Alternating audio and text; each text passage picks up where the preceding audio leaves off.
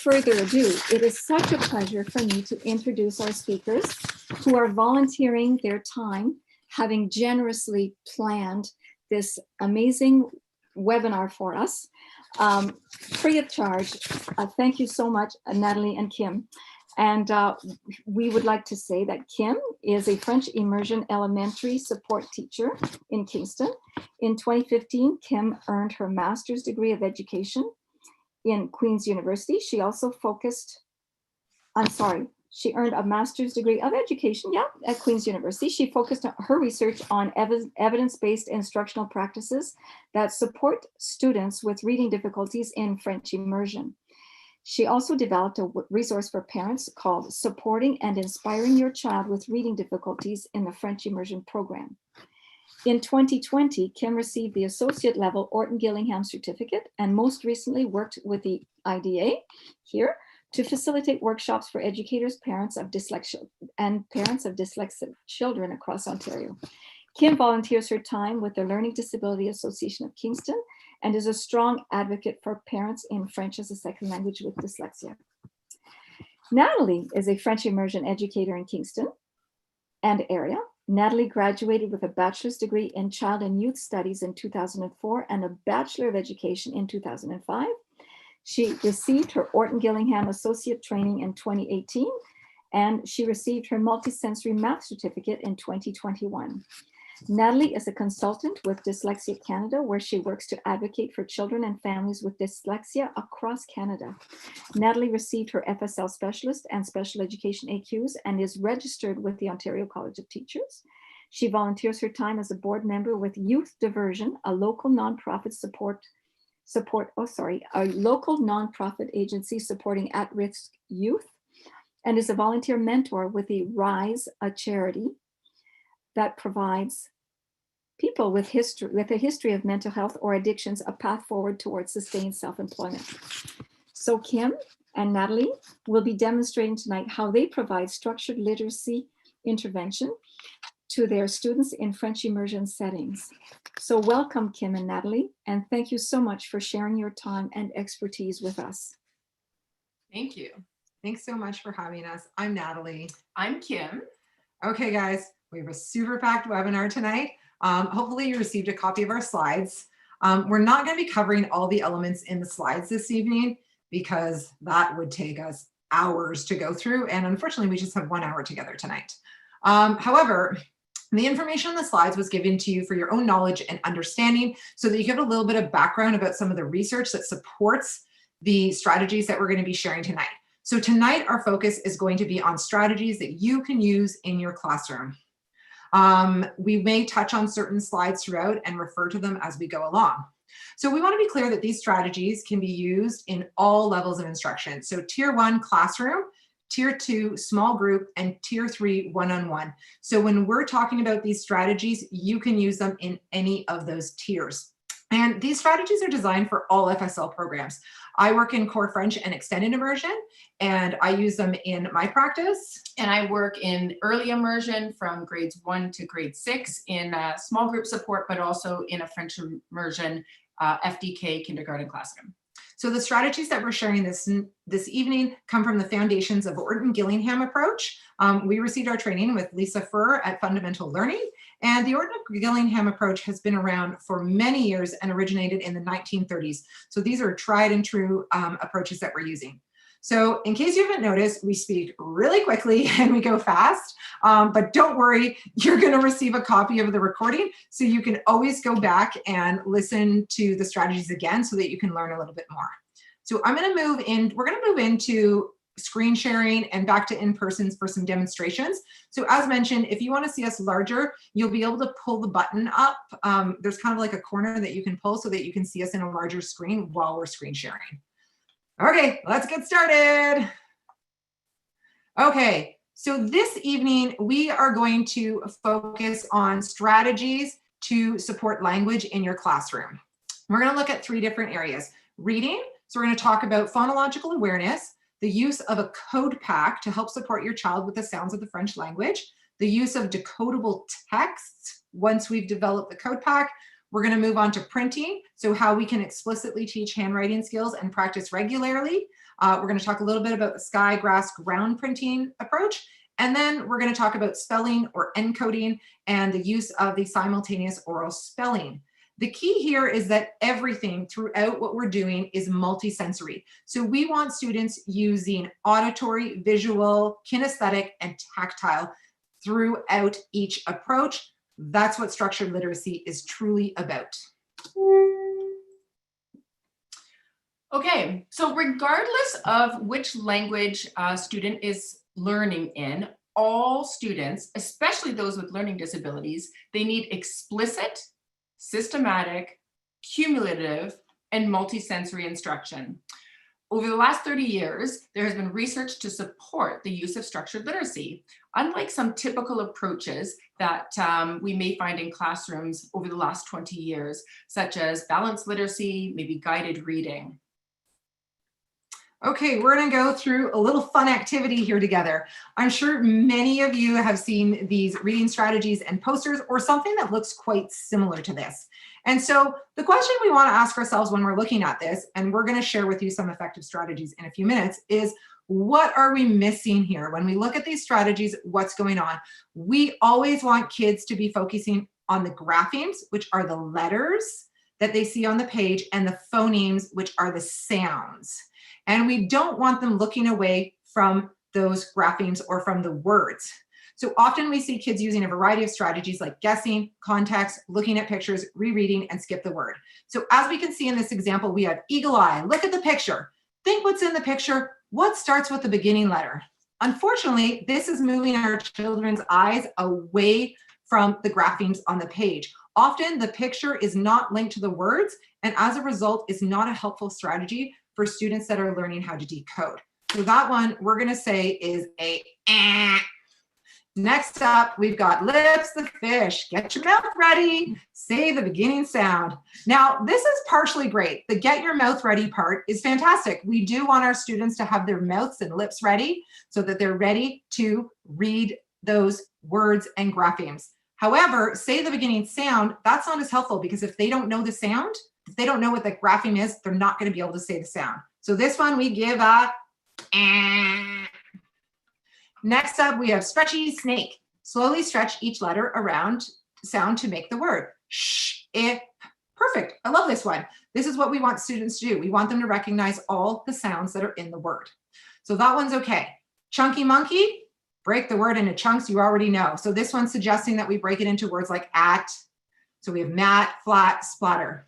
Unfortunately, unlike stretchy snake, which has the correct strategy, this one we don't necessarily want them to break into these parts. We want them to focus on each individual sound so that they can later encode it as well, which is spell it. So this one we give a eh. Try and lion.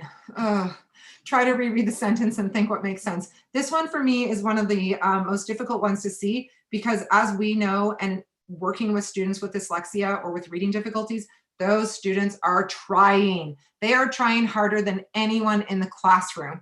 And so we really don't want to be asking them to try harder because they're giving their all. Rereading sentences is not going to help if they could not read it to start with. And what makes sense? Well, if they didn't read it and they didn't understand it, they're not going to be able to figure out what makes sense. So this one we give a big Skippy the frog. Skip the tricky word. Just read to the end. Well, I mean, this makes sense never, because what if the word that they're skipping is the most important word in the sentence for meaning? We never want students skipping words. We want them looking at the graphemes and decoding. So this one we also give a big no. And the last one is Flippy the dolphin, which says flip the vowel sound. So essentially what they're asking us to do is try different vowel sounds. I'm not going to discount this one because this can be a good strategy. So for example, if we have students reading the word avec, they may initially try, especially if they're early in their reading, they may read it as avec. And we may say, quel est l'autre son de de la lettre E, and they might say eh, and then we would go avec. So I'm not necessarily against this one. We just have to be careful how we use it. So as you can see, these are some strategies that are typically employed in a reading program that many of us use. And we're going to offer some suggestions to how to work on these. Kim's going to show you a little bookmark that she has that is helpful.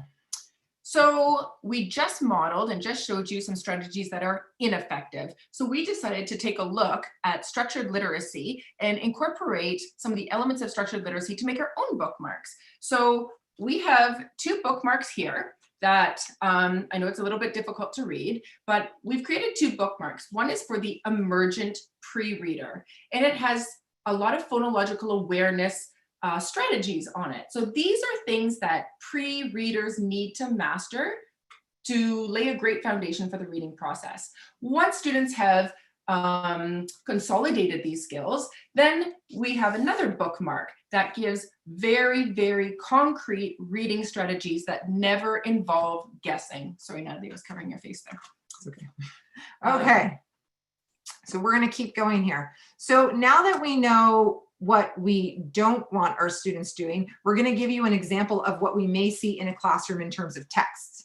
So often with, the question is why students struggle with level text, which is what we see very often in our classrooms, and predictable text. We often like to use predictable text with our students. And we're going to go through a quick example here of why this may not be as effective. So I'm reading through my book, I'm going, le tigre va au zoo, le lion va au zoo, l'éléphant va au zoo. I look at the picture, I see a snake. The only word that I have for snake that I know is serpent. So I go, le serpent va au zoo. Oh, say incorrect, Natalie. Ah, c'est incorrect, c'était cobra.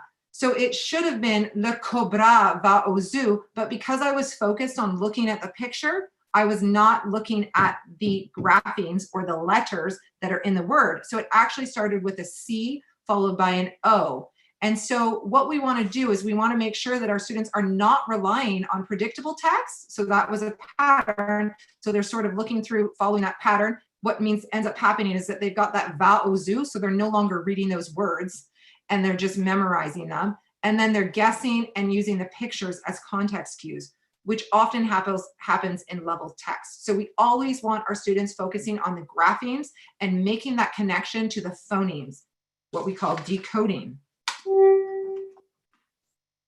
So the big question is, what do we need to become skilled readers? Or what are the effective parts of reading approaches that we can employ in our classroom? So this is the reading rope. And it is an amazing graphic that shows us all of the various components that are involved in skilled reading. And skilled reading comes way at the end there, as you can see, and it's the fluent execution and coordination of word recognition and text comprehension. So students are reading fluently and they're comprehending what they're reading. So at the top, we have language comprehension. And this tends to be the area that can be a little bit more of a struggle for our French language learners, especially because, as you can see, the first 2 components are background knowledge and vocabulary. And these can be a little bit more difficult for our FSL learners because they don't have that vocabulary that they come in naturally with, or the background knowledge necessarily, especially if they speak a different language at home. And so those are really important components. We then have language structures, which looks at syntax and semantics, verbal reasoning, inference, metaphor, and literacy knowledge, print concepts, and genres.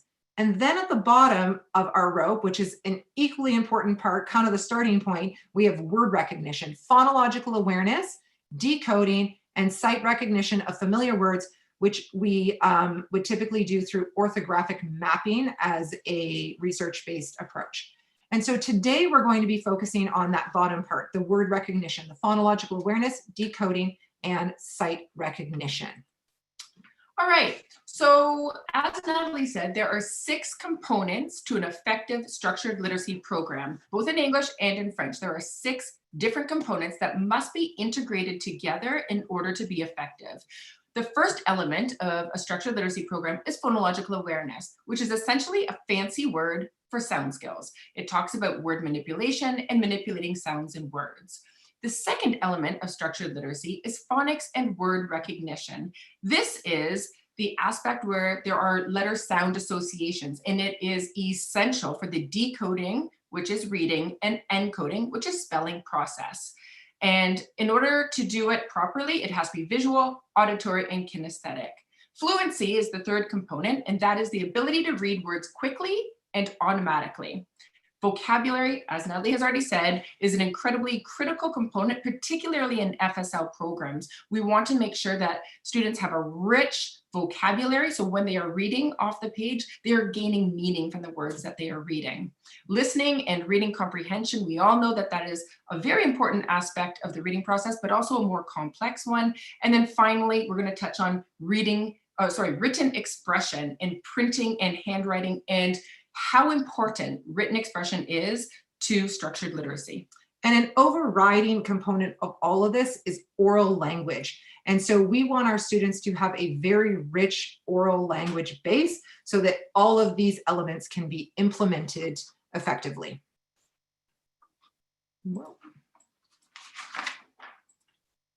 Okay. Kim? Okay, so now we're going to speak to you a little bit about phonological awareness. As I said, phonological awareness is a fancy term for sound skills. And in order to read any language, a child must be able to break apart the sounds in words. And phonological deficiencies can be an indicator for future reading disabilities. So this really is the foundation to the reading process. We want to make sure that students consolidate these phonological awareness skills. Also, importantly, phonological skills are cross-linguistic, and that means by practicing them even in English, it can help strengthen a child's French reading skills. So often I have parents say to me, I don't speak French, I don't know how to support my child at home. And so I often say practicing phonological awareness skills in English at home will actually enhance their reading abilities in French. So we're going to do some demonstrations here. We're going to walk through the different elements of the phonological awareness skills. The first element of phonological awareness is word awareness. And word awareness is understanding that sentences are made up of words and words are actually made up of individual sounds. So as a classroom teacher, I would ask my students to count the sounds in a sentence for me. So I might say, mes amis, est-ce que vous pouvez compter les sons dans la phrase le chat est brun? Le chat est brun. Bravo. Now, obviously, this is not her first time doing this. This is something you would model, and she has now shown me that she has mastered this skill. The second element of phonological awareness is alliteration. And alliteration is beginning sound, so it's listening. And all of the phonological awareness activities are sound skills, so it's only the auditory process. Alliterations are identifying the beginning sounds. And so what I might do is use the names of the students in my class, and I'll say, mes amis, il y a quelqu'un ici qui a le nom qui commence avec le son B. Est-ce que tu connais quelqu'un qui a le nom qui commence avec le son B? Bruno. Excellent. And I might also ask students to tell me what the beginning sound is in a word. So we can do it both ways. So I will say the word serpent. Mes amis, est-ce que vous pouvez me dire qu'est-ce que c'est le premier son dans le mot serpent? Excellent. So you can play games like that and use names in the class. Thirdly, third element is syllable awareness. Now, syllable awareness can be a little bit difficult. And I know typically people like to clap the syllables, but what happens if we just ask kids to clap the syllables? We get a lot of clapping. So one strategy that I use for beginning learners when it comes to syllable awareness is we put our hand under our chin and we exaggerate how to say the word. So if I were to ask my class to count the syllables in the word mouton or mouton, I would demonstrate by going mouton. And then I would ask them to repeat after me. Mouton. Mouton. And it has to be in an exaggerated way. So each time the chin hits the hand is one syllable. Once students have figured that out, then maybe you can incorporate the clapping activities. Rhyming. Rhyming skills are essentially the opposite of alliterations. It's detecting ending sound patterns. And this is incredibly important to the phonological awareness process. So I might ask my students to do two activities for me. Mes amis, je vais vous donner deux mots. Est-ce que ces deux mots riment? Bateau, château. Oui. Bravo. So she can identify the two words that I have given her as being rhyming words. And then I might mix it up and give her one word that, two words that don't rhyme. Then a little bit more challenging is I'm going to ask her to give me a word that rhymes with a word that I give her. So this one is a little bit more challenging. And the interesting thing is it is okay if they give us nonsense words. There has been some debate whether or not nonsense words can be used in structure. When we talk about rhyming, we do accept rhyming words because we just want to make sure that they have the right, correct word endings. So Natalie, est-ce que tu peux me donner un mot qui rime avec bouton? Mouton. Excellent. So she was able to give me a real word. This will greatly depend on a child's French vocabulary. The fifth element of phonological awareness is phonemic awareness. And this is a more specific element because it talks about manipulating sounds in words. So it's the phonics, it's the sounds in the words. So the first activity for phonemic awareness might be isolating sounds. For example, mes amis, qu'est-ce que c'est le premier son dans le mot bus? B. Excellent. Qu'est-ce que c'est le son final dans le mot bus? Bravo. So she was able to like identify the beginning and ending sounds, blending sounds. This is essentially the reading process because kids have to learn to blend sounds together in order to make syllables, in order to make words. And so blending is an incredibly important aspect. So I'm going to use a strategy called tap, tap, glisse. And tap, tap, glisse incorporates a kinesthetic motion. So I put my arm out and for tap, tap, glisse, I say the beginning sound by tapping my shoulder. For example, B, and the middle sound, I tap my elbow, U, and the ending sound, I tap my wrist. S. And then I ask them to slide or glisser les sons. Mes amis, est-ce que vous pouvez me dire qu'est-ce que c'est ce mot? B, U, S. Bus. Excellent. Now, if that was too difficult, I might backpedal a little bit and give a two-sound word. Mes amis, est-ce que vous pouvez me donner un mot? Est-ce que vous pouvez me dire le mot a? Ma. Excellent. And then you want to get progressively longer, so up to maybe 5 or 6 phonemes. The key here is that if students are not picking up, we can model it for the students and we continue to model it. So I might be going a, ma, a, la, and having them repeat it back to me until they've mastered it. And we keep doing that until they're able to do it independently. Segmenting sound. So this is the opposite of blending. We are stretching words apart and we want kids to stretch the words apart and count the sounds. So, mes amis, est-ce que vous pouvez me dire les sons dans le mot kiwi? And I would probably model it first by raising my hand. She's already done this, so she's going to count the sounds. Kiwi, k, I, w, I. Il y a combien de sons? 4. Excellent. And you'll also want to have the student repeat the word back to you just to make sure that they're saying the right word so that they haven't misheard what you said. Again, this can get progressively more complex with larger words or longer words. So deleting sound tasks. For example, mes amis, je vais dire le mot veau. Répète, veau. Veau.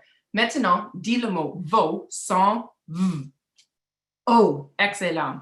Now, adding phonemes. So this is the aspect of adding a sound to a word. Mes amis, est-ce que vous pouvez dire le mot âge? Âge. Maintenant, au début, dis le son k.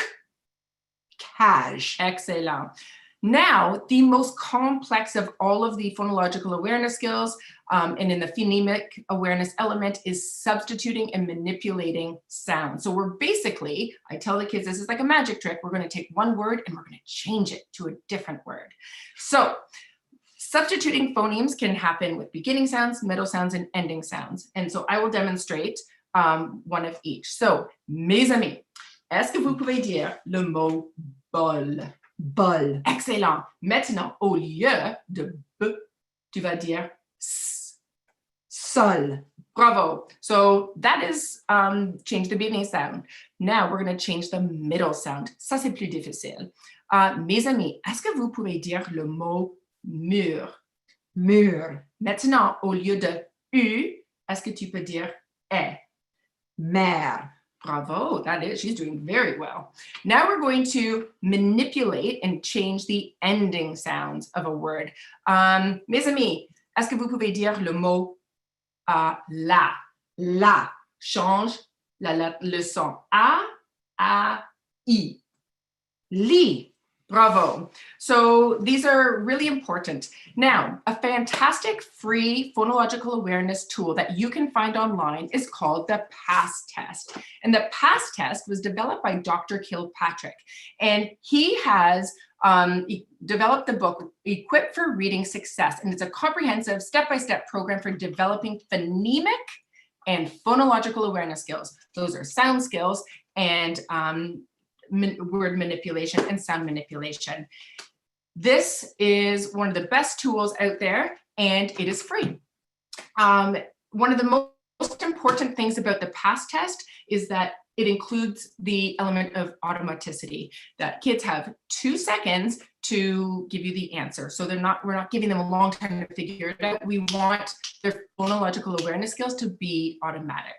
And you can be practicing with students in your classroom in small groups and one-on-one. So you'll work with your classroom as a whole class for an activity. And it's okay if not all your students are picking up on it in that moment, because you're going to confirm their ability to do it in small groups and one-on-one.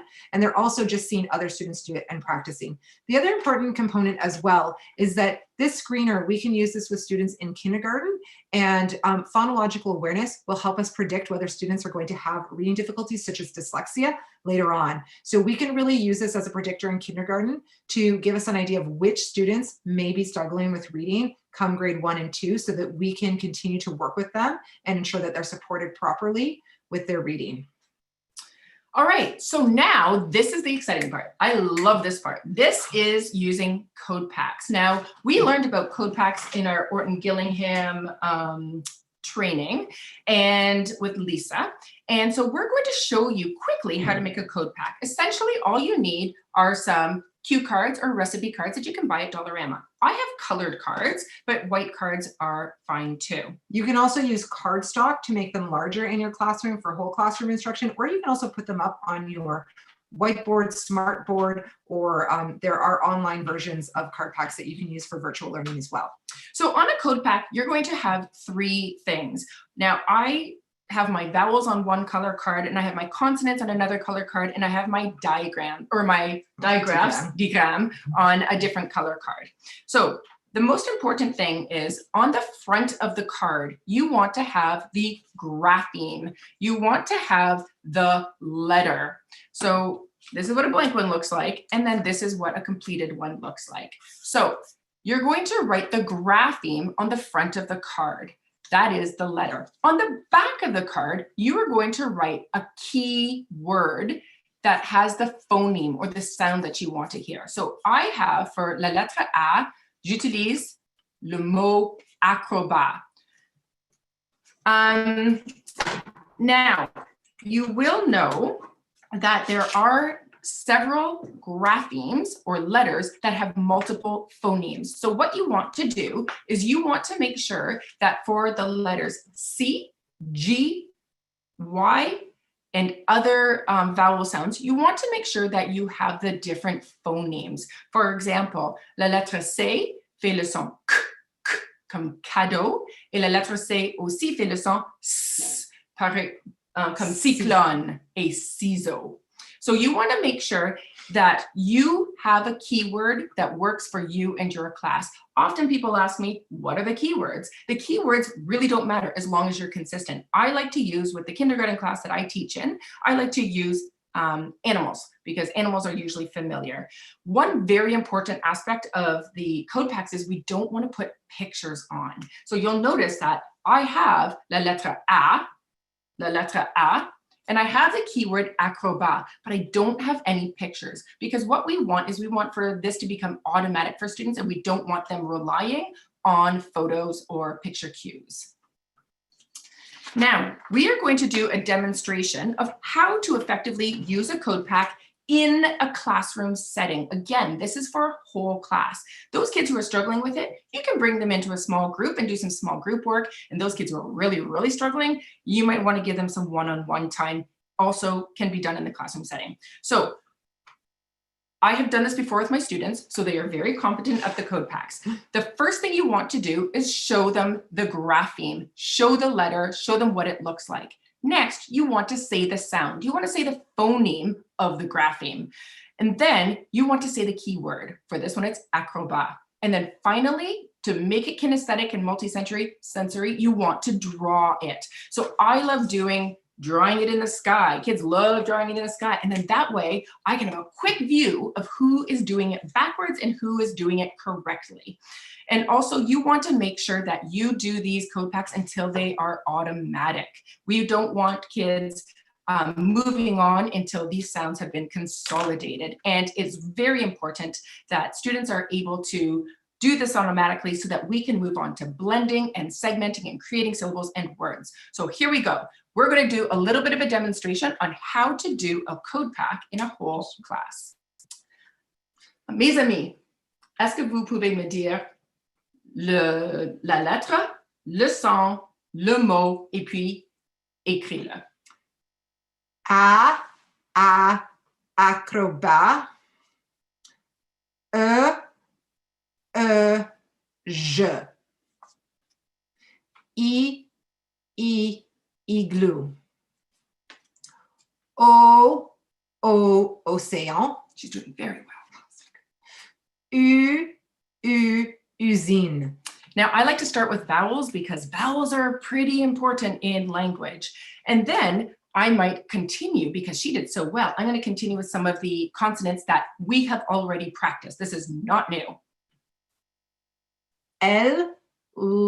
Lune.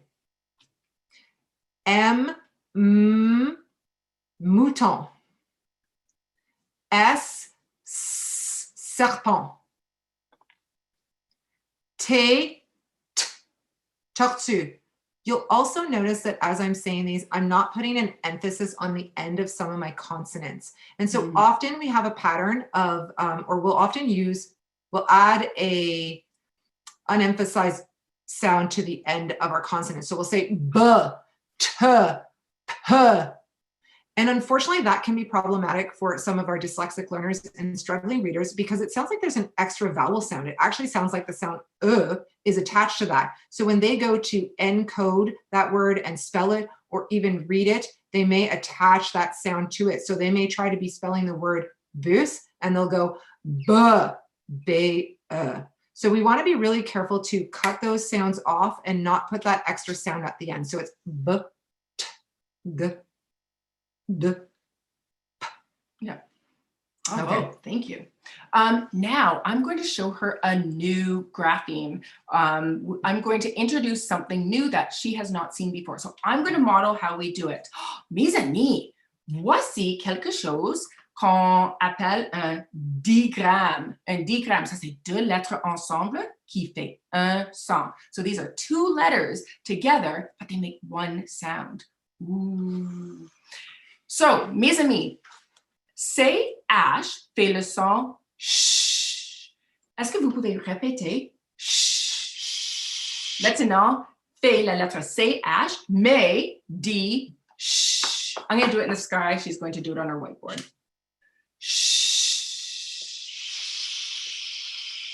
Excellent. Et le mot qui commence avec le son ch, c'est chat. Chat. Excellent. So I'm going to add this to my code pack, not of mastered sounds, but of sounds that are not yet automatic. I want to keep those separate because we really want to focus our time on the sounds that are not yet automatic. Now, we are going to move on to blending sounds. So I'm going to take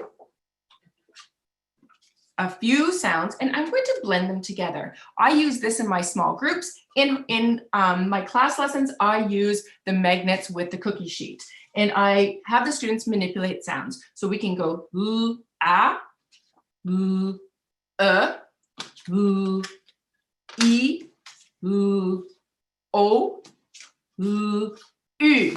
Bravo, mes amis. So we've mastered beginning sound or words with the beginning sound oo. Maintenant, on va changer oo pour u, mu.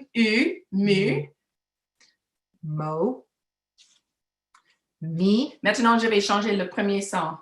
si, se, sa, Maintenant, je vais changer le premier son encore. ta, te, ti. And this can continue. So once kids have, once you have taught the blending and consolidated it, you can introduce this great little thing that I make for all of my students called a flip book. And flip books are a great way for kids to practice their blending sounds at home, but you do not want to send them home until you have taught the concept. So I have all of the consonants on the left-hand side. I have all of my simple vowels and vowel blends or digraphs on the right-hand side. So we can make multiple words. Natalie's going to practice. Ba, b, b, c, d, And then we can keep going. do.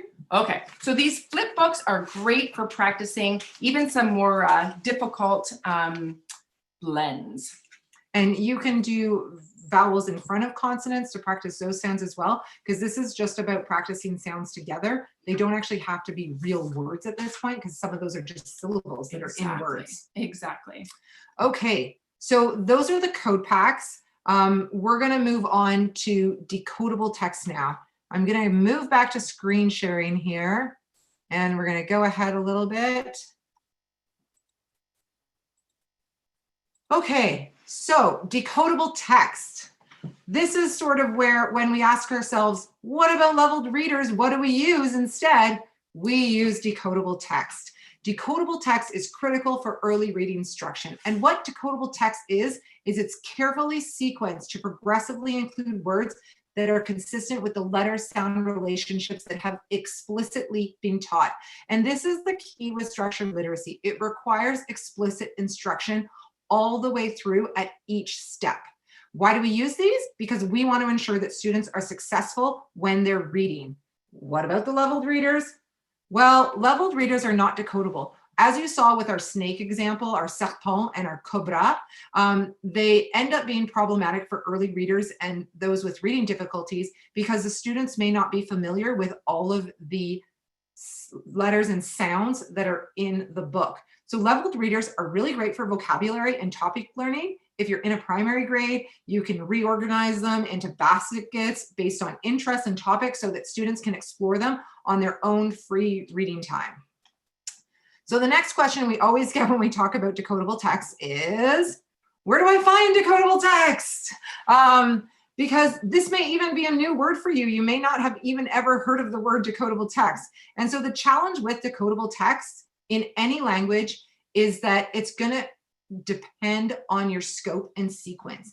And every teacher may end up having their own scope and sequence. If I pick up decodable text from a specific program, it may not follow the scope and sequence that I've been following in my classroom. And my scope and sequence is going to be different than Kim's because it's going to be based on the students and their individual needs as a class and even as their individual needs within small groups and one-on-one. And so the best way is to create your own. I know, guys, I get it. We're busy. You're like, no, not another thing we have to do. Please don't tell us that. But really, it is the most effective approach in terms of classroom because you're building your text as you go through your scope and sequence. We may have a class that comes to us, especially in kindergarten or grade 1, where the students are familiar with all of their consonants, and the next year they may not be. And so my decodable text is going to change based on what they're familiar with. And when you're creating your own text, you can start simple. So it's going to start with syllables. We'll move on to words, phrases, and then eventually sentences. We want to forget about all of those fancy pictures. So when we looked at that livret de son, we're not focusing on pictures. We want students to just be excited by reading, and they will be because they're being successful. The pictures are distracting for them. And remember too that you're not creating books here. Like, we're not asking you to create your own book series. We're asking you, like, that's crazy. That's crazy talk. I know you know that. So we're not creating books in this capacity. We're creating text. And so if I'm working on the sounds, my first list of text may just be le son O with all of the consonants in front of them. So as an example, I have, we've created this sheet as an example. I'm going to stop sharing for 1 minute here so you can see. And so this may be our first decodable text. So we may have been working on the son A with the consonants. And so we're just going to create decodable text that goes ba, ka, da, fa, ga, ja, la, ma, pa, ra, sa, ta. That's our decodable text. And then we may include other, as we introduce the son E, we're be, se, de, fe, ge, je, le, me, pe. So we're introducing it as we go along and building our own text for our students based on what we're learning and what we're teaching. And so in this example, as you can see on the side of the screen here, I'll go back to the other one. I have a list of words in this one. So this is the son A, with the students assuming that they have learned all of their consonant sounds, and le son A. So they're reading mal, pal, val, lac, sac, crac. If they have not learned the son R, if they haven't learned R, I'm not going to put those words in here. I'm going to take those out and I'm going to shift it around. In this one, we have some sentences and phrases. Remember, they're not fancy. They don't have to be fancy sentences. We just want them reading and decoding. So, il a fini. That might be a sentence that I create Monday. Tuesday, I put on the board, il a le diapo. So these are all decodable, assuming that they've learned their 5 simple vowel sounds and their consonants. On Wednesday, I put Siri a le kiwi. Thursday, le film de Mimi. Friday, le papi. And then I could put it all together in a text that they could read at the end of the week. And then they feel like they've actually read a story almost. And another thing about decodable text, it's also a great opportunity to talk about vocabulary. Mes amis, qu'est-ce que c'est un kiwi? So we don't want them just decoding, but that's a great opportunity to enhance their vocabulary. Okay. So here we're going to move on to a quick example of fluency, because that's always a big question. How do we ensure fluency with students? And the best way, again, is explicit instruction through modeling. So in this example, here is our sample, le boa de Jojo Amal. So this is completely decodable with our consonants and our 5 simple vowel sounds. So we're going to do a quick example with Kim. Yeah. Okay. So I would have this on the board.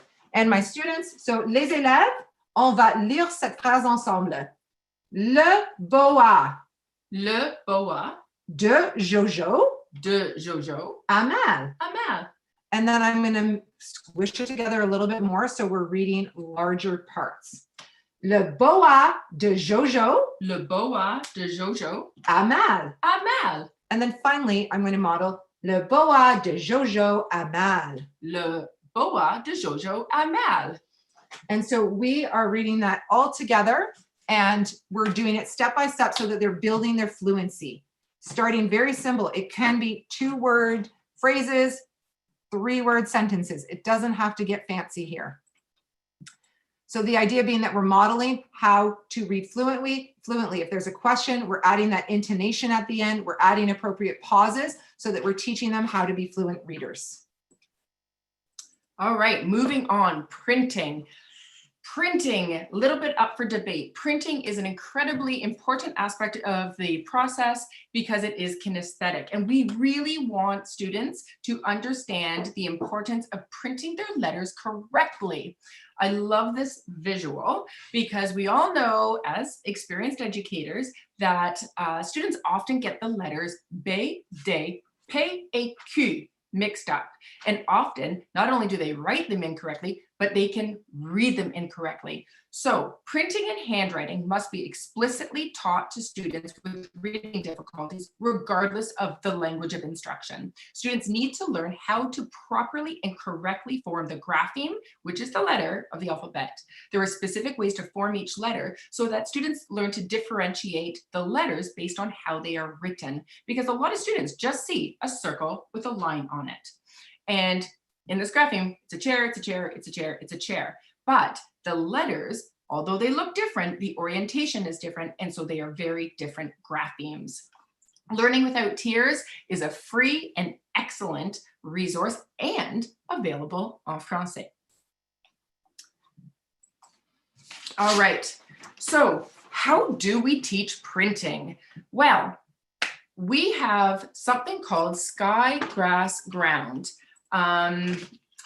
We have the sky, grass, ground strips here that I use in my classroom. I also use them with small groups, and we use dry erase markers, and we use my husband's socks to erase them, but you can use tissues or you can use some reusable wipes. So sky, grass, ground helps students print their letters correctly because it shows them the formation of the letter is either in the sky, the grass, or the ground. So all letters, I always say to my students, we are most comfortable when we go to the park sitting on the grass. So just like us, letters like to sit on the grass. Letters don't float up in the sky. Letters don't go down in the ground. They sit on the grass. So I always start with what I call my magic C letters. The magic C letters are the letters C, A, D, G, O, et Q. So I show my students using sky, grass, ground how we can turn la lettre C into la lettre D. La lettre D starts with the magic C, la lettre A, la lettre O, la lettre G, et la lettre Q. We don't see the letter B in here. Letter B is not a magic C word. With the letter B, on commence avec le bâton et puis on fait la balle. So we have to make sure that students draw or print these letters differently so that they can begin to differentiate and distinguish the difference between B, A, day. And this is actually incredibly important. I have 3 children with dyslexia, and this was when I learned this strategy in Martin Gillingham training. It was pivotal for one of my children because they could not differentiate between B and D. She was in maybe grade 4 at the time, and I taught her this strategy, and now I don't see any of those errors in her writing because she knows how to properly form the letters so that they're formed differently. And also, when it comes to printing, it is very important that students are holding their pencil correctly. We have a lot of OT referrals right now because children are not holding their pencils correctly. They're using all sorts of different grasps. We use what I call the pincer grip, like a crab, and we point the pencil to us, you pick it up with your crab fingers, and then you let it fall. And that is the correct way to hold a pencil. If they are gripping it too tightly, maybe it's a full fist, they're going to suffer hand fatigue. And then what happens is they don't have the written output that they need. And often we rely on assistive technology to help them with written output. So start with good hand writing habits. I see this in later years. I have students in grade 7 and 8 that still are using very untraditional writing techniques for their hands. My hands get so sore when I write. I'm like, I know, you got to hold your pencil differently. So it's also very important, and this is something that maybe not everyone realizes, but when we write our letters are actually written and go from left to right. So if you watch while I draw la lettre D, I'm actually moving in a left to right direction. When I do the letter B, I do le bâton and then la balle. So when you print a letter, you're actually going in the same direction that we read. So you really want to emphasize that because often we talk about how kids are reading backwards or not reading things properly. So we want to make sure the letter orientation is left to right, left to right. So if you think about it, all letters actually move in the same direction as we read. And one more strategy that we can see on here is this hand with the B and the D. So this can be especially helpful for students when they're reading or when they're writing for formation to decide which way the B and D goes. I use this with my younger child right now because when she's reading a word, she can't decide whether she needs the B or D, or even when she's writing it. And so we've taught her that this looks like a bed. The 2 balls go together. B-ed goes together. P, the other direction. Q's come up less often, so we don't worry about that one as much, but this is a really helpful strategy. And before we move on, I'm just going to say that it's very important too, when we teach printing, that we use it to help students encode. So I might say a sound, okay, mes amis, je vais dire un son. Le son, c'est S. Écrit, le son S. So I use sky, grass, ground and I see if they can match the phoneme, which is the sound, with the grapheme, which is the letter. So you can use your Skygrass ground strips in multiple different ways. Okay, next up, we are going to talk about spelling. So spelling must focus on hearing the sounds in words and identifying the graphemes associated with sounds. So when we talked about that stretchy snake being one of those skills that works, this is why it's important, because we need them to recognize all of the sounds that are in a word so that they can encode it and spell it.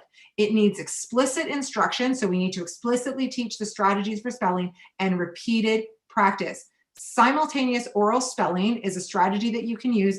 It can be used daily with your students, especially beginning learners, and to use with their phonemes and graphemes. So we're going to do a quick demo of how this works. You can see on here, though, the strategies. So regardez et écoutez, répétez, segmentez les sons, nommez les lettres, écrivez en nommant les lettres et lire pour vérifier. So we'll do a quick example together. Kim is going to be student here. Okay. Switching rules. Alors, Kim, le mot, c'est mal. Mal. Okay, and often I print this sheet out for them and it'll be in front of them, and sometimes I'll tap to make sure that we're going through each step. So she's going to repeat. So I say, regardez, écoutez, so she's got to be looking at me and listening to me. Mal, she repeats. Mal. Segmentez les sons. A, boo. I like to have students use their fingers. Again, that multi-sensory approach. They can also tap them out on their hand. Al. So they're tapping those sounds. They're making some sort of association. Maintenant, nommez les lettres. M, A, U, L. Okay. Écrivez en nommant les lettres. So she's gonna write them out, but I want her to say the letters while she's writing them. M, A, U, L. Okay. Lire pour vérifier. A, U. Mal. And it's important that they're going to read that at the end, because they may not have spelled, they may have put a U here, and as they read it back to themselves, they may be going, no,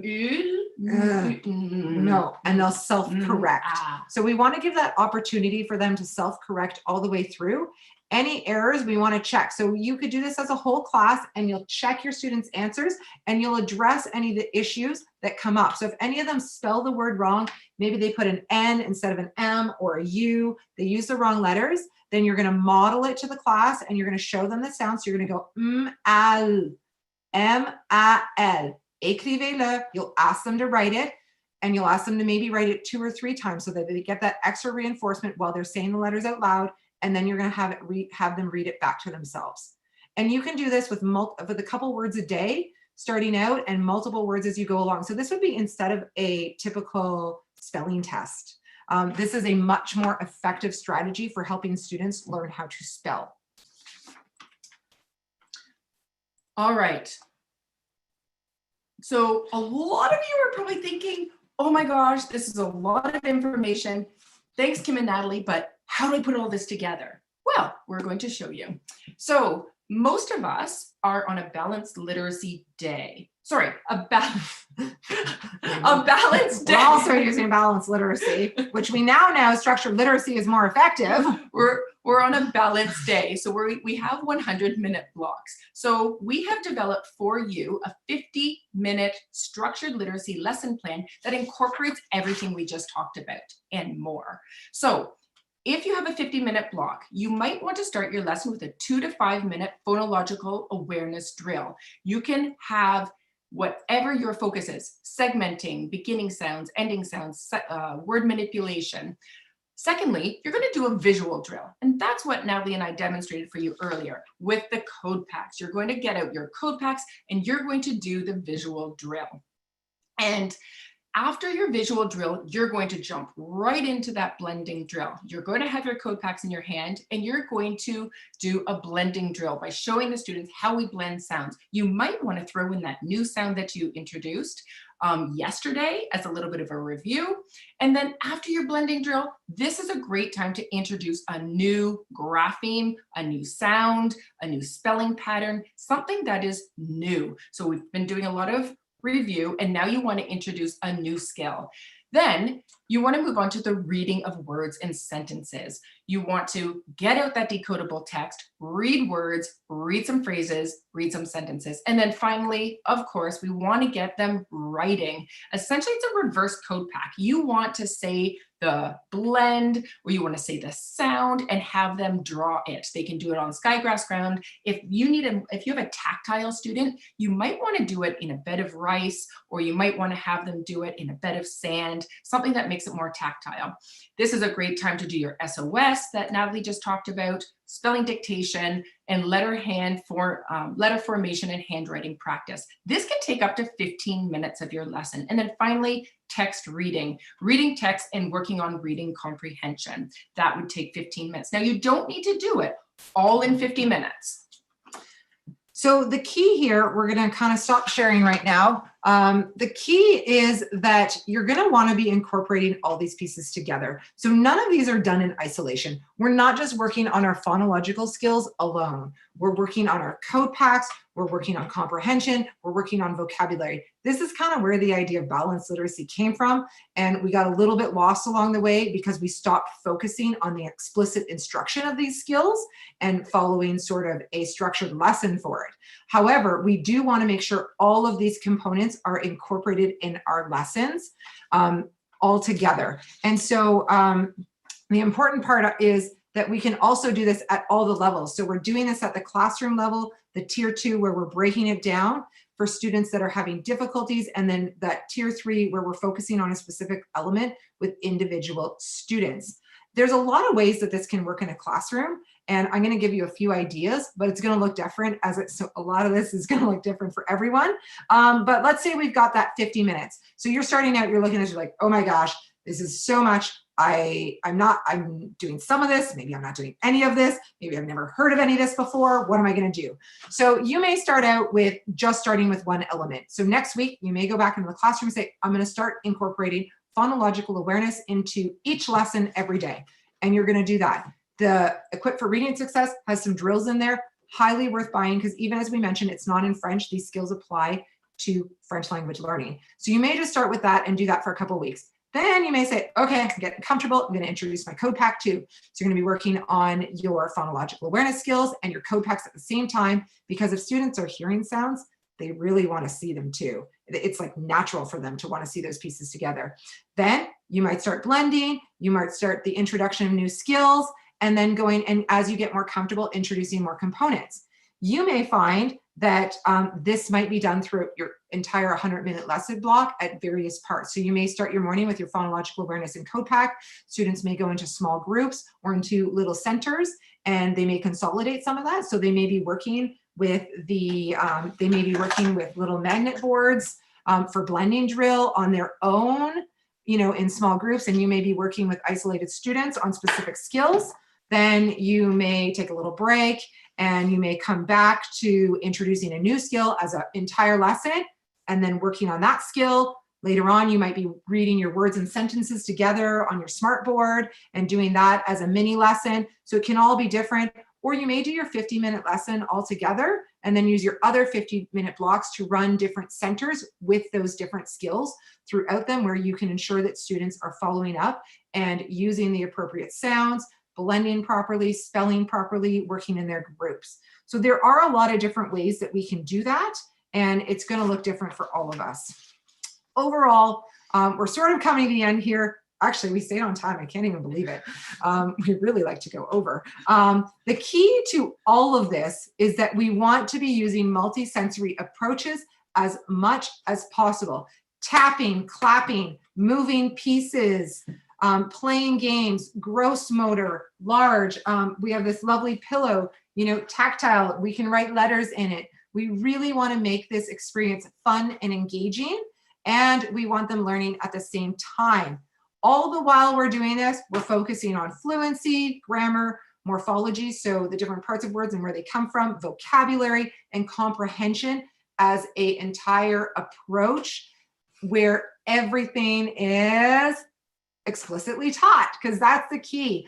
Students need explicit instruction, and that's the key for structured literacy, is explicit and multisensory instruction.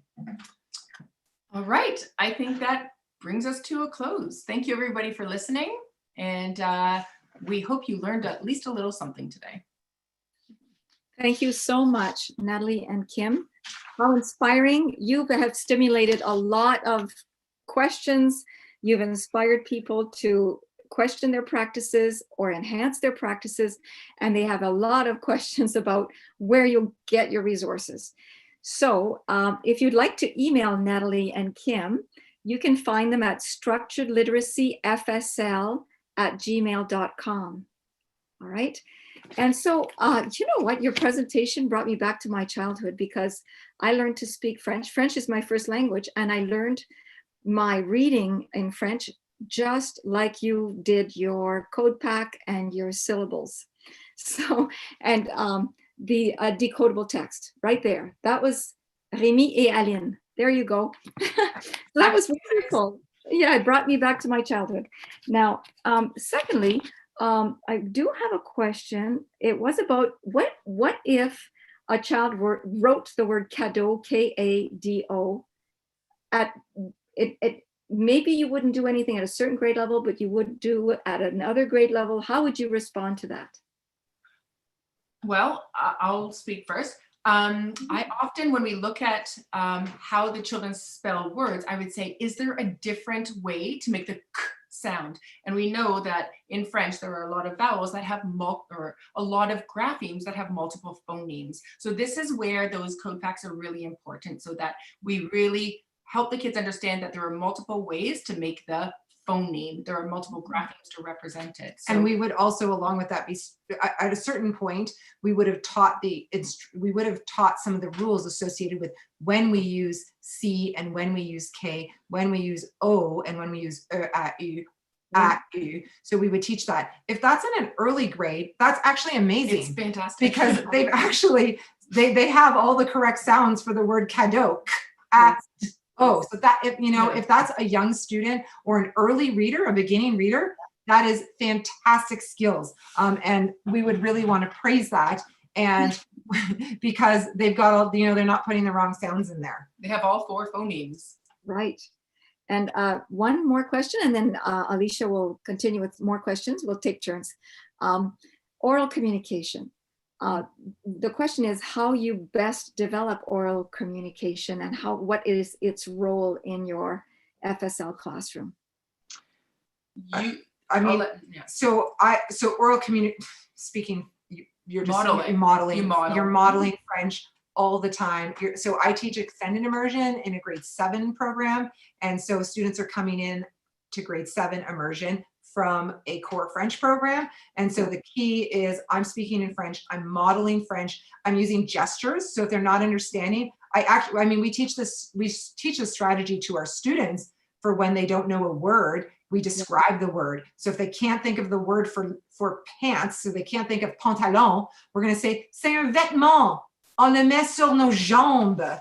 And so same thing is what we happen in a French class when we're modeling oral language. We're using different words to describe, if they say, qu'est-ce que c'est un pantalon? I would say, c'est un vêtement, on le porte, c'est sur nos jambes, and I'm going to model it, I'm going to show them. And so we're just making sure that we are using French language, we're pointing, we've got visual cues, we've got images. So images are important in that. We don't want students looking at images when they're reading, but we want to be able to, c'est un mur. If I'm saying, tout le monde, vas-y sur le mur, I'm going to say, vas-y sur le mur.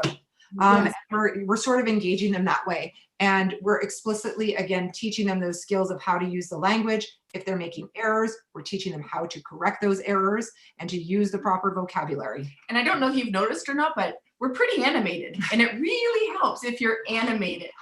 Yes. Okay. And along with that concept of, is everything okay? Okay, I just heard a sound. I'm sorry. Along with that concept of building oral language, there was a question about reading to the students and developing oral language that way. What kind of books would you say you would read to the students in French? Yeah, so many books. Oral language. So oral language is critical. That's where our students are going to gain their vocabulary, especially in a second language program, is through those read alouds. So in your structured literacy program, you're going to want to be doing a lot of read alouds, especially in FSL, because they don't have that. That's the part that they don't have, that background knowledge and the vocabulary. And actually, one component of my job as a student support teacher is I consult with multiple people. And one of the most valuable people that I consult with is our speech and language pathologist. We have the most incredible speech and language pathologists. I mean, I've only worked with one team, but they are phenomenal. And so our speech and language pathologist at my school has given me le langage oral à portée de la main.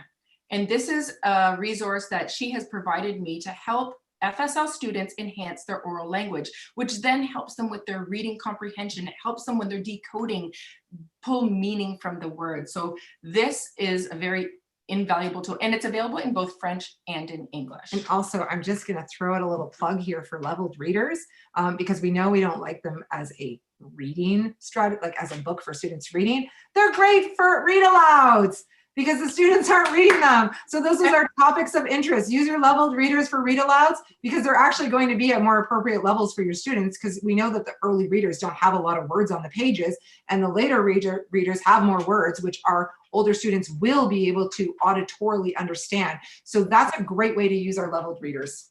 Lovely. All right, Alicia, have you got some questions? Thank you. Before I jump to questions, I just want to say we have so many wonderful comments. For people, I know you've been so busy, I'm sure you haven't been reading the comments as they're coming in.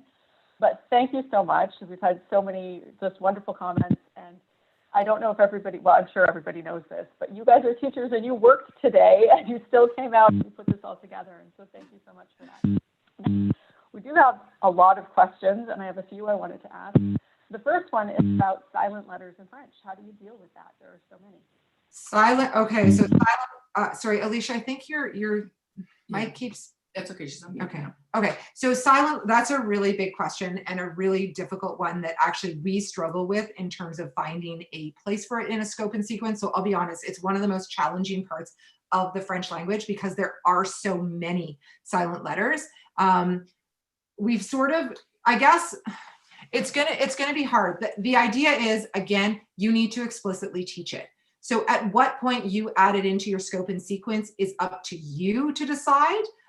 For me personally, it's not an early skill. So for me, it's definitely not a kindergarten skill, and maybe even, depending upon your students' abilities in grade 1, because it is a really challenging skill for them not to pronounce that, especially if they are developing their skills in reading. But again, it needs to be explicitly taught, and you would start out with one letter at a time. So you would start by, for instance, introducing te, and you would work with ra and sha, and you would use words that have the silent T at the end, and focus on reading those words, blending those words, spelling those words. So our SOS is a perfect example. So we would continue that process, and because they would go ra, a, and then we may need to remind them at the end. Actually, remember, there's silent letters in French. We've been working on this pattern with silent T's. So each sound individually is going to need to be taught, especially for our struggling readers and our dyslexics. Our sort of typical readers, they're going to pick that up naturally. They're going to recognize the silent letters at the ends a lot more naturally than our struggling readers. And for our struggling readers, it's explicit instruction of each sound individually, working on it until they've mastered it, and then moving on to the next one. And more repetition than maybe some of the other children. But yeah, about 15% of your class, we figure maybe up to 30% of the class may need that extra repetition. And so, yeah, that's definitely one of the most challenging sort of rules in the French language would be silent letters. Mm-hmm. Excellent, thanks. And I just wanted to ask another one. I know my sound was cutting out there. Can you guys hear me now? It's better. Okay, wonderful. About sight words, how do you approach the irregular words in a structured literacy program? Well, I mean, as an early primary educator, I focus mostly on decodable text with my grade 1s, 2s, and 3s. And so I I call them red words. So once we have mastered some of the code and we have some decodable text, we sometimes get to a point where we need to insert non-decodable text. And I often start with est, is, because this is a word that it's very difficult to write a sentence without e. And so that would be a red word. And so I have it visually in my classroom. We practice it daily. We make sure that it's kinesthetic. And essentially, you know, kids with multiple repetitions learn to consolidate those words, but also it's something that Natalie referred to very quickly called orthographic mapping. And you can use that process as well. But we weren't able to do a deep dive into orthographic mapping today. But the key is that you're using, so the key with sight words is really multisensory approaches. Many of them are decodable depending upon how far you're going. So that's kind of the key too. We need to decide, especially when we look at some of those frequent words or sight words, we often see sight, I don't know, like in English, we have the dolce and the friless or les mots fréquents. And often many of those words are actually decodable and we just sort of plug them in because we want kids to know them earlier or we haven't taught that pattern. So we need to first look through our words and decide, are they decodable? Where can we fit them in our scope and sequence? And if we do need to use that word earlier than it follows in our scope and sequence, then we need to be really particular about why we're teaching that. So we need to have the reason. Why are we teaching this word right now? Because it's not decodable. And just ensuring that we really need that word in that sentence. Because as you saw with our decodable sentences, we can't actually make a lot of sentences without that word.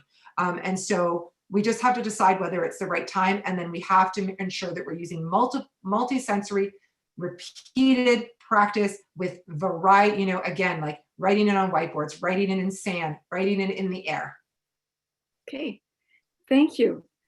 We have a couple of questions about the alphabet and whether it should be displayed in a classroom with the keywords that go with the letters. How do you feel about that?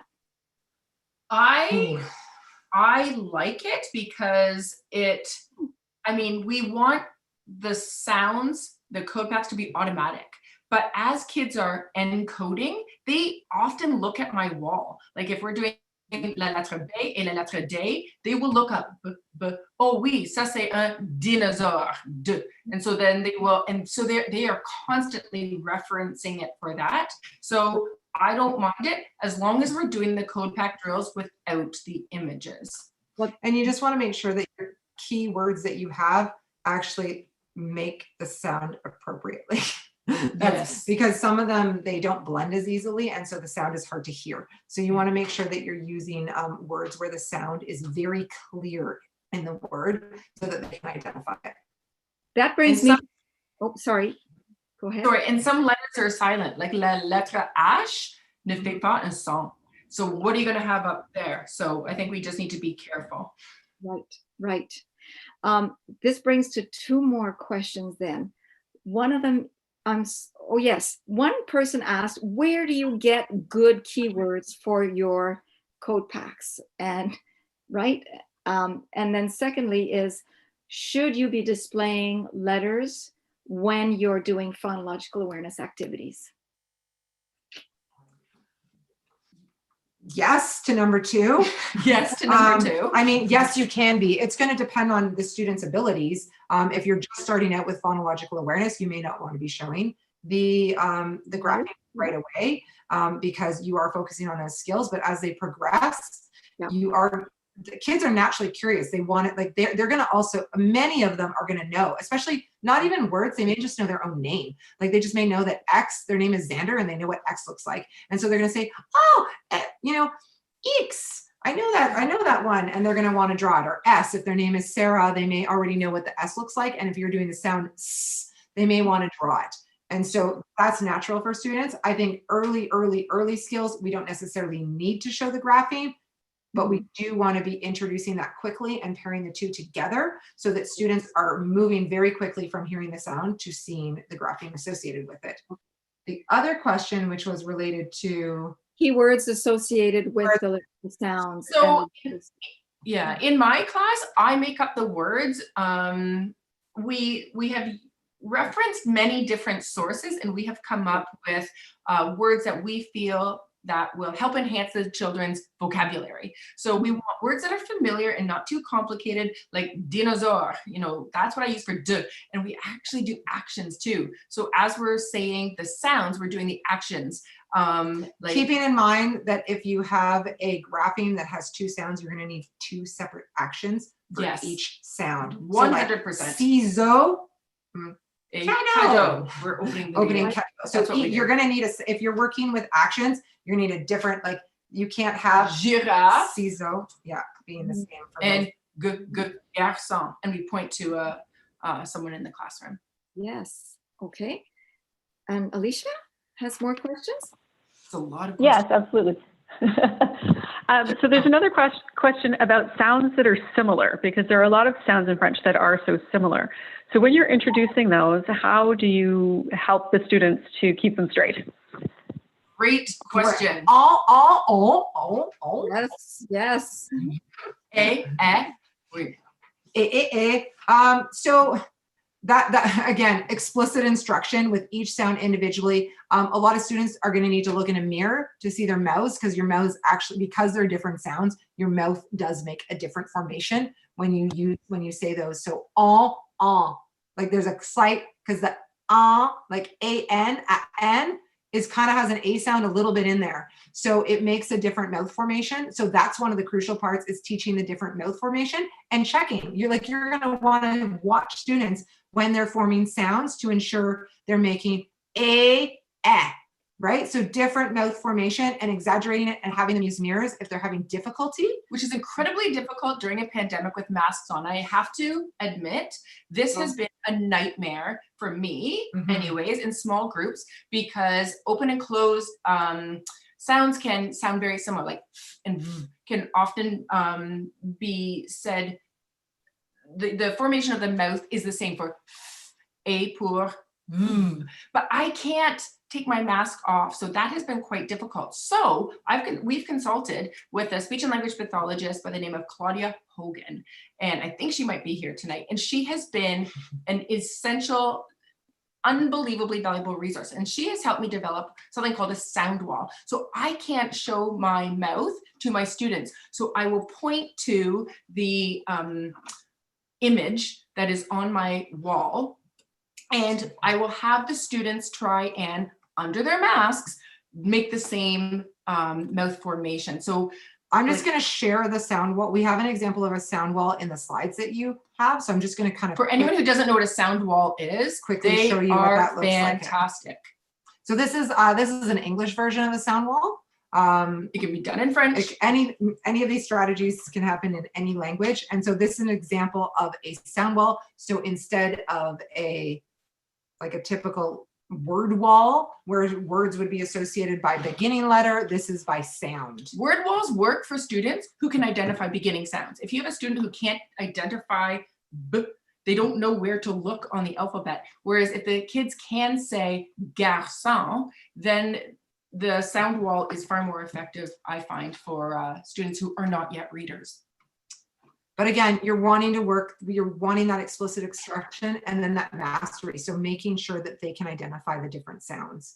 And that's where, that's where your small groups and your one-on-one comes in, with working with students that are really struggling identifying the difference between those sounds.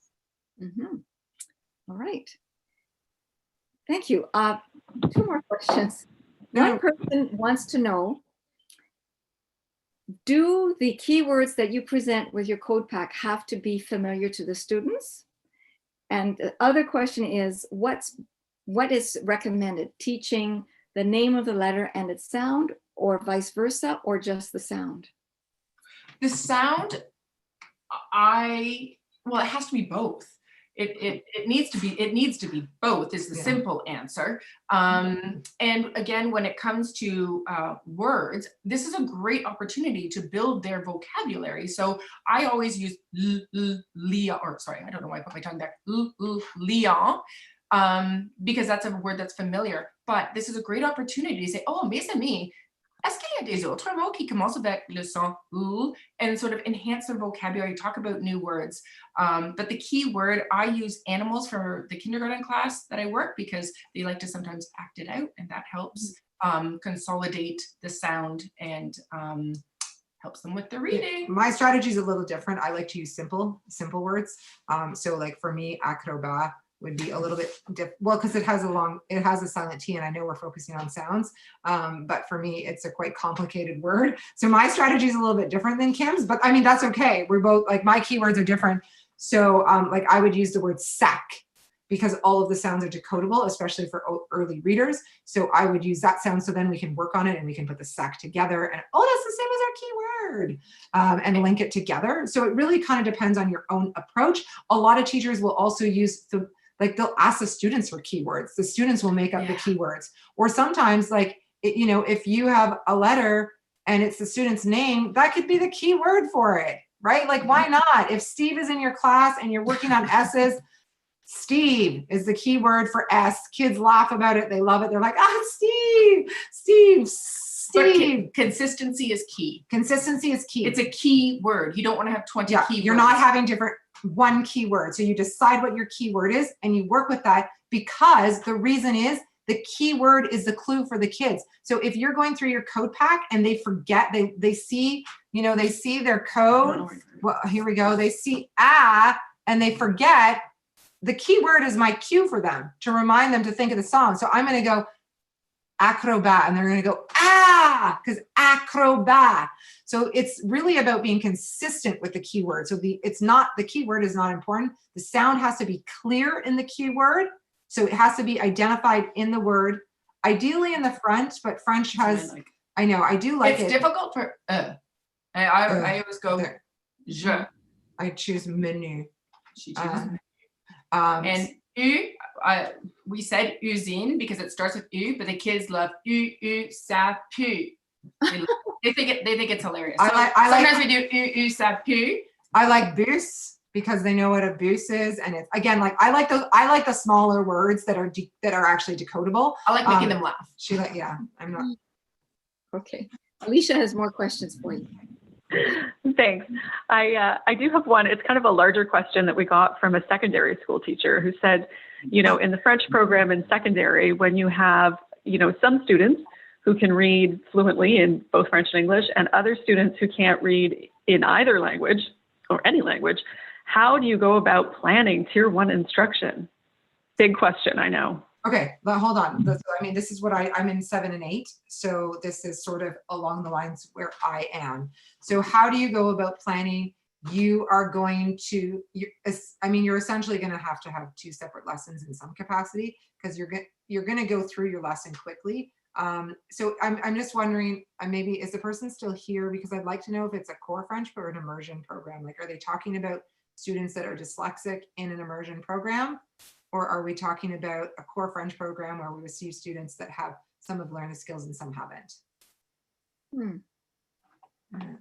Can we? I'm not sure. If you heard the question in that, can you respond if that was you? Can they respond within it? Or? Sorry. We have so many questions. I'm kind of scrolling through trying to find it. So. It's a really different answer, because if it's in a core French program, then you're just going to review it. Like, you're going to start basic and go through your sounds, and your students that know it, they're going to listen to it. They might be bored for 5 minutes, but you're not going to, it's not going to be an hour-long lesson. So you're going to start off simple for the students that don't, if you have several of them. And you're going, now I'm looking at the question and answer. So you're going to start off simple. And so that's what I've done with my 7s, 8, my 7s that come in. I'm kind of assuming they know nothing. Some of them know some things and some of them don't. And I'm starting off at the beginning. So I actually started off with those, that yellow list that we had with ba, ka, da, fa. And I literally created this with my grade 7 extended immersion students. And we read this. And then we read the simple words, mal, pal, bal, so that they could understand all the sounds. So we've done simple vowels. We're moving on to digraphs now with them, les digrams. So we're working on these, because they do need to learn all of the sounds in the language. And so it's not a super long lesson that we're doing with them. It's more a short lesson at the beginning. And then the students that would need extra practice, I would work with them individually or in small groups. So let's say I have the other students working on a reading activity where they're comfortable reading, a news story, then I would bring that other group and I would work individually with them on more decodable texts. if it's in an immersion class and you have a student and you have struggling students with dyslexia, then in an immersion high school class, you're definitely not going back to the basics with your students. You're going to be working with those students separately in small group and one-on-one. 100%. And you're going to kind of just be having them learn the rest. Like they're still going to gain from the rest of your immersion program, but you're going to need to work with them separately. And that's too bad it got to that point. Sorry. So I hope that answered the question because it wasn't super clear which program it was for. Oh, that's okay. All right. Are you ready to take a couple of more questions, or tell us, when you're done? Tell us. I mean, are you okay or what? Yeah, there's still 300 people. Okay. There's Yeah, a really yeah. important question about dyslexia. Yeah. Okay. And a really great question is, is it a good idea to teach a child with dyslexia both French and English at the same time? For example, for the sh sound, you have SH in English and CH in French. So the go answer is French immersion is going to be a lot of work for students with dyslexia. And so is it possible? Absolutely. I work with students with reading disabilities all the time. I'm a student support teacher in French immersion. That's what I do. And students can learn both codes. Is it easy? Absolutely not. And the kids who are most successful learning both codes are those often who have parent support at home who can help them. And I strongly encourage parent support. I've seen a question that I need to address. Keep going. Okay, I strongly encourage parent support. And so I send activities home for parents, for students to practice at home with their children. I send home the code packs. They each have a Ziploc bag, a very fancy Ziploc bag with the code that they have mastered. I never send home parts of the code that I haven't introduced. That would be silly because if the parents don't speak French, they can't teach it to their child. That's not the point of parent involvement. Parent involvement is having the parents hear what they have consolidated and the skills that they have learned in the classroom with me or in their small groups with me. I do send these home. However, I am very, very explicit in terms of what sounds I want them to practice and what blends I want them to practice with les livrets de son. So can students with dyslexia learn 2 languages? Yes. Is it the right fit for each student? That's a family decision. Yeah. I have to address It a is question possible. that's in here. Sorry, guys. I happened to open the Q&A. True or false? We should not worry about students with letter reversals unless they are still reversing them by the end of grade 2.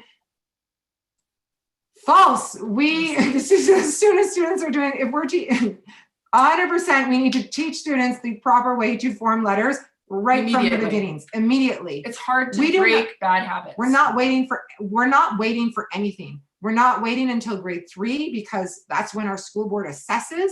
We are addressing issues as soon as they come up. We're doing early screeners. Somebody asked what the name of the book was that we kept mentioning, Equipped for Reading Access. We're doing our phonological screener in kindergarten so we can identify students that may have difficulties.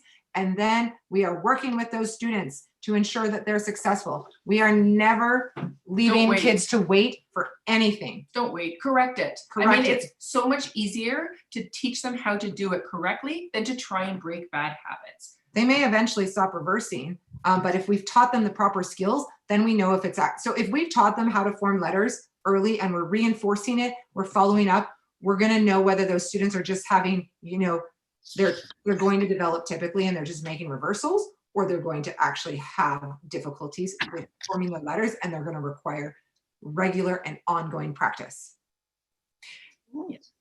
And that's why it is also, can I just put in a little tidbit there? That is why it's so important to show students the graphemes in kindergarten. We don't want to wait until grade 1 to show students the letters. We can work on phonological awareness skills, but we also want to make sure that kids see what does la lettre D look like. We don't want to wait until grade 1 for them to see the grapheme. We want to introduce the graphemes, use the graphemes with the phonemes, make it all part of the structured literacy program. Oh, and sorry, I saw the response for the question about the high school students and it was core French. So start from the beginning. That's my advice. Start from the beginning. Your kids that already know it, they'll survive listening to it again for 10 minutes a day. Right. Okay. So what I would like to say is thank you. And if anyone would like to ask more questions, because time is running out, you can write to Natalie and Kim at structuredliteracyfsl@gmail.com. Right? Should And be on the front so, of our slideshow as well, if you receive the slideshow. yes, yes, good. And I provided the link also to receive the slideshow. So hopefully, but yes, that would be lovely if you could provide that as well. So I would just like to say thank you again for your generosity, Natalie and Kim, with your energy, your wisdom, your advice, your dynamism. I'm French. I don't know how to say that word in English. Dynamisme. I don't even know either. What is dynamic? I have no idea.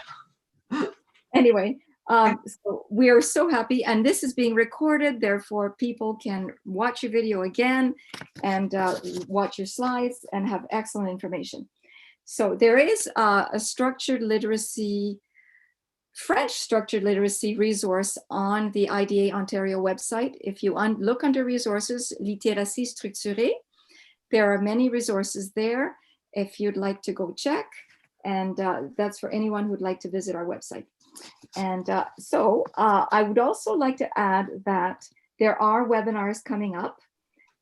Margie Gillis will be offering an assessment to drive literacy instruction webinar on April 11th, 2021 at 7:30. You may register on our website for that. The Ontario Human Rights Commission will soon be providing its report, and we do have Ontario Human Rights Commission right to read inquiry information on the IDA Ontario website. Dr.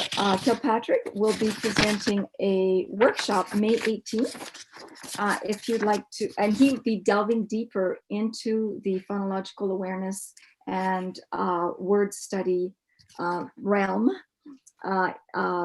during his workshop as well. More specific information, case studies. And so if you'd like to register for that, that's on our website as well. Dr. Margie Gillis is providing a 4 half-day workshop in the summer in August 9th to the 12th. And that workshop will be entitled Nuts and Bolts of Literacy Assessments, Why, How, and What. Again, Dr. Margie Gillis, a lot of wonderful, precious information. She's excellent. So without further ado, again, thank you, Kim and Natalie, and everyone for joining us this evening. Thank you, Alicia, for helping with the questions. And Natalie has a question or a comment? I just want to add one thing because I'm looking through the question and answers. You guys have so many great questions. I wish I could answer them all. Please send us an email. And also, I just want to say that structured literacy in French, there are very few resources out there. Yeah. We're literally making this up as we go along, moment by moment. And so, I mean, we're not making it up. We're using structured literacy approaches that are not made up. We're making the resources. Those are real. Applying it to French is a new concept. Many of the resources that are out there have been used in English, pretty much only English. And so finding resources in second languages and finding, I've seen a lot of questions about like, where do you find the rules? Really difficult to find in French. That information is just not out there the same as it is in English, because this is sort of a new area in FSL, applying those structured literacy strategies. Orton Gillingham training is typically offered in English. Like, it's very hard to find French Orton Gillingham training. And so as a result, I just want everybody to know, I don't want you to go out there looking for all these things and be like, I can't find anything. We can't find it either. It's not there for us either. We're really doing, like, we're really looking at trying to find, I mean, we've emailed about 1,500 questions to Joanne with, where do we find this? You know, or we're always exchanging information and helping each other out. Yeah, we're supporting each other. So if you have information that we could benefit from, we would love for you to share it. And we also love to share what we know as well. And so it really is a new domain. So don't feel like you've missed something out there, because it's really up and coming, and it's not there. And we want to say a big thank you to Alicia and Joanne too. You are incredible hostesses, and we feel we're very grateful to share with the IDA and to have this opportunity.